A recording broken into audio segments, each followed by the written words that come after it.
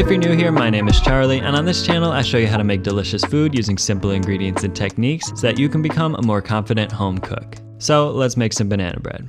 Believe it or not, the main ingredient in this recipe is bananas. So in this case, we're using 3 of them. You'll want to use overripe bananas, which will have some really nice sweetness to them. So bananas like these that have lots of brown patches but still a good amount of yellow are perfect. You don't want them to be completely brown. Now this recipe will come together pretty quickly, so start by preheating your oven to 325 degrees Fahrenheit, which is about 175 degrees Celsius. Then in a small bowl, mash up your 3 bananas until they start to become smooth and shiny. I'm just mashing with a fork here, but if you have a potato masher, that would work even better. There should still be some chunks left when you're done, so you're really just looking for them to be relatively well mashed and liquidy. Once you're at that point, add 1 cup or 192 grams of brown sugar, and I like to use dark brown sugar for that really deep molassesy flavor. This brown sugar is going to give the bread a much deeper and more complex flavor compared to using granulated sugar, and it'll really complement the sweetness of the bananas nicely. Now we'll need to add 2 egg yolks, so get out another bowl that you can place the whites into in the meantime. I like to put the whites straight into the bowl of a stand mixer because we're going to end up whipping them soon. So just separate your eggs, placing the yolks into the bowl with the banana mixture and the whites into your clean bowl. Now if you're using a stand mixer, go ahead and start whipping the egg whites, starting on a low speed as you add 2 teaspoons of vanilla extract. This way we can just let them whip as we prepare the rest of the ingredients. But if you don't have a stand mixer, you can definitely do this using an electric hand mixer or just whisking by hand. We'll need to whip the egg whites to firm peaks, so starting on a low speed helps some bubbles start to slowly develop at first, leading to a more stable structure once the egg whites are fully whipped. In the meantime, just stir your banana mixture until it's thoroughly mixed and set that bowl aside for the time being. Now get out 1 more large bowl to which we'll add the dry ingredients. So go ahead and add 2 cups or 240 grams of all-purpose flour, along with 1/2 teaspoon of kosher salt, 1 teaspoon of baking soda, and 1 teaspoon of baking powder, and stir until everything is evenly distributed.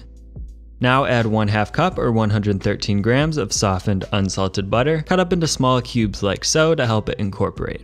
The last thing we're going to add is 1/4 cup or 75 grams of buttermilk, but we're going to wait to do that until the last minute. Once we add the liquid to the flour, gluten will start to develop, and for this particular recipe we want more of a cake-like, tender texture, so we don't want a lot of gluten development. So before we add the buttermilk, I'll just check on the egg whites, and it looks like some bubbles are starting to develop, so we can go ahead and turn the mixer up to a medium speed.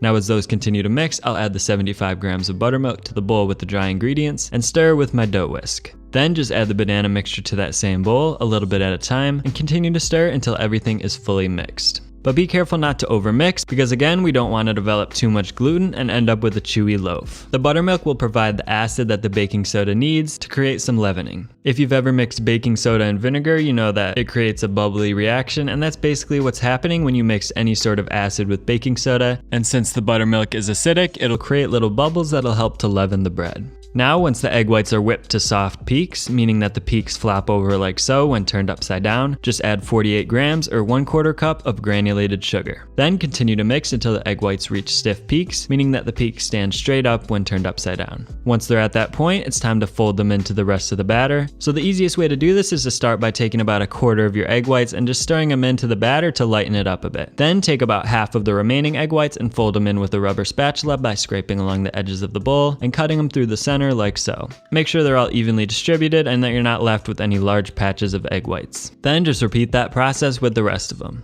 If you want, you can also fold in 1/2 cup of walnuts at this point, so I'm just crushing them up first with a meat pounder, then folding them in the same way as I did with the egg whites. And after that, we're ready to bake. So get out a 9x5 baking pan and spray it with cooking spray. Then I also like to line it with parchment paper, which will make it super easy to remove the loaf from the pan once it's baked. Then just pour your batter into the pan and smooth out the top with your rubber spatula.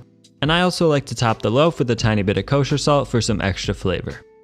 Then just toss the pan into your oven and allow it to bake for about 55 to 60 minutes until the top is nicely browned and a toothpick inserted into the center of the loaf comes out clean. Or in this case, until a thermometer comes out clean because I didn't have any toothpicks. But anyways, this bread turns out super moist and tender, so it's great when it's still warm from the oven, but I think it's even better toasted the next day and topped with a little bit of butter. You will want to let it cool for at least 5 to 10 minutes on a rack once it's out of the oven, but after that point, it's good to go.